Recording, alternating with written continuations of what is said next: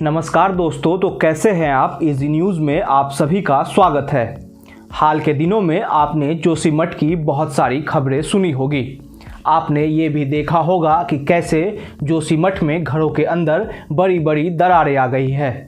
वो दरार इतना भयावह है कि देखने में ही डर लगता है। करोड़ों के घर गिरने को तैयार है। उसको लेकर जोशीमठ में लगातार प्रोटेस्ट जारी है। स्थानीय लोग मुआवजे की मांग कर रहे हैं और उनका कहना है कि सरकार जब तक मुआवजा नहीं दे देती है तब तक हम प्रदर्शन करते रहेंगे। अब सवाल ये है कि जोशीमठ में आखिर ये हुआ कैसे। आखिर जोशीमठ में ये दरारें अचानक से तो नहीं आई होंगी। क्या ये दरारें सालों के मेहनत का नतीजा है या फिर उस तरीके का जिसको हम आज तक पहचान ही नहीं पाए। जोशीमठ हमें उन चीज़ों के लिए आगाह कर रही है जो आने वाले वर्षों में हमें हर जगह देखने को मिल सकता है। आखिर क्या है जोशीमठ की कहानी, जोशीमठ की दरारें क्या कहती है। आज हम आपको एक एक चीज़ बताएंगे कि कैसे जोशीमठ को एक तरीके से बर्बाद किया गया, कैसे जोशीमठ में लोगों को बेघर करने के लिए छोड़ा गया। आखिर जोशीमठ में ये दरारें अचानक से कैसे आ गई। ये सफ़ेद पेज जोशीमठ के इतिहास की कहानी है। इन 3-4 पेजों में आपको वो पता चलेगा जो शायद अब तक आप जोशीमठ के बारे में नहीं जान रहे होंगे। कुछ ऐसी ही कहानियाँ आज हम आपको वीडियो में बताएंगे, लेकिन उससे पहले आप ये समझ लीजिए कि जोशीमठ में क्या कारण हुआ कि सरकार इसे नज़रअंदाज करती चली गई। हाल ही में इसरो ने एक तस्वीर जारी की है जिसमें ये दिख रहा है कि जोशीमठ अब धंसने को तैयार है। अप्रैल से नवंबर, मतलब कि अप्रैल 2022 से नवंबर 2022 तक जिस रफ्तार से जोशीमठ में धंसाव हुआ है उससे ज़्यादा रफ्तार से हम पिछले 1 महीने में जोशीमठ में धंसाव देख रहे हैं। क्या जोशीमठ अचानक से धंसने लगा है या इसको लेकर पहले भी भविष्यवाणी की गई थी। आखिर जोशीमठ में कब ये कहा गया था कि जोशीमठ कभी न कभी जरूर धंसेगा। तो चलिए आपको हम इतिहास के पन्ने में लेकर चलते हैं जहां जोशीमठ के बारे में कहानी कही गई थी। बात 84 साल पहले की है, जब हम आज़ाद भी नहीं हुए थे। उस समय स्विस एक्सपर्ट ने एक किताब लिखी थी। उस किताब का नाम था सेंट्रल हिमालयाज जियोलॉजिकल ऑब्जर्वेशन। इसे स्विस एक्सपर्ट के प्रोफेसर अर्नोल्ड हेम और प्रोफेसर आगास्टो गेंसर ने लिखा था। किताब में दोनों ने 84 साल पहले ये लिखा था कि जोशीमठ लैंडस्लाइड के ढेर पर बसा हुआ है। मतलब कि जोशीमठ के बारे में पहले ही भविष्यवाणी कर दी गई थी कि जोशीमठ लैंडस्लाइड के कारण एक समय आएगा जब वो खत्म हो जाएगा। ये तो आज़ादी के पहले की कहानी हो गई। क्या आज़ादी के बाद जोशीमठ के लिए ऐसी भविष्यवाणी की गई थी? तो चलिए आप 1976 में आ जाइए, जब जोशीमठ में अचानक से लैंडस्लाइड की संख्या बढ़ जाती है। उस समय सरकार ने गढ़वाल के कमिश्नर महेश चंद्र मिश्रा के नेतृत्व में एक कमेटी बनाई थी। मिश्रा कमेटी ने अपने रिपोर्ट में निर्माण कार्यों पर पूरी तरह से रोक लगाने की बात कही थी। उन्होंने कहा था कि बहुत ज़रूरत हो तो पूरी रिसर्च के बाद ही इसे किया जाना चाहिए।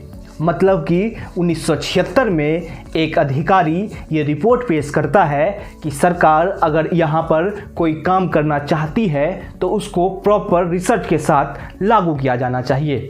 लेकिन हुआ क्या, अब जब एनटीपीसी के प्रोजेक्ट को वहाँ लॉन्च किया गया तो स्थानीय लोगों का आरोप है कि एनटीपीसी के प्रोजेक्ट को सही तरीके से नहीं लाया गया। जैसे ही उन्हें लॉन्च किया गया बहुत तेज़ी से यहाँ काम शुरू कर दिया गया और इसी का नतीजा है कि कई करोड़ लीटर पानी अब तक बह चुका है। आपको मैं एक बात यहाँ बता दूँ कि जोशीमठ ना तो पहाड़ पर बसा हुआ है ना ही मैदानी इलाका में। कहा यह जाता है कि जोशीमठ वो क्षेत्र है जो कभी पहाड़ से लैंडस्लाइड होकर ज़मीन बनी थी और वहीं पर जोशीमठ को बसा दिया गया। कई वैज्ञानिकों का ये भी दावा है कि जोशीमठ में अगर भार वहन करने की क्षमता 30 लोगों की है तो वहाँ पर 100 लोगों को बसा दी गई।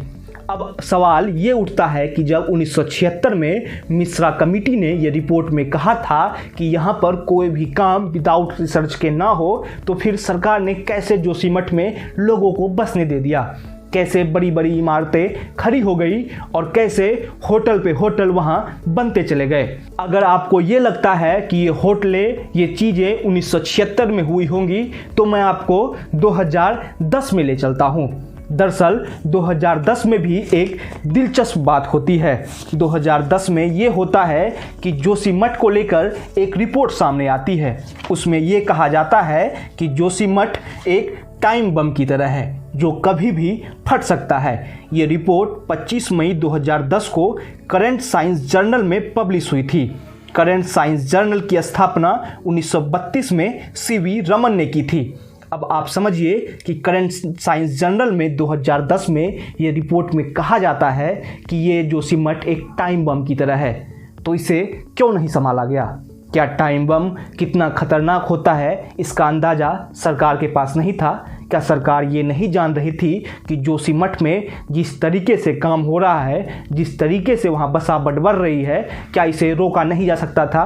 क्या सरकार ने कोई भी प्रोग्राम इसके लिए लॉन्च किया था? अब सवाल ये है कि क्या जोशीमठ को बचाया भी जा सकता है? वैज्ञानिकों का दावा है कि जोशीमठ का धंसना तय है और इसे फिलहाल तो नहीं रोका जा सकता है, लेकिन आबादी को यहाँ से शिफ्ट करके बचाया जा सकता है। जोशीमठ को लेकर कई धार्मिक मान्यताएं भी है, हिंदुओं का आस्था का केंद्र भी है। आखिर जोशीमठ को लेकर हमारे पुराणों में, हमारे ग्रंथों में क्या कुछ कहा गया है? जोशीमठ की क्या कहानी है, ये हम आपको अगले वीडियो में बताएंगे।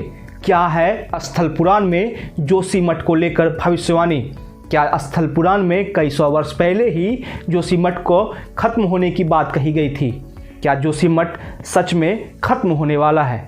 अगले वीडियो में आपको हम स्थल पुराण से लाकर ये बताएंगे कि जोशीमठ को लेकर धार्मिक ग्रंथों में क्या कहा गया है।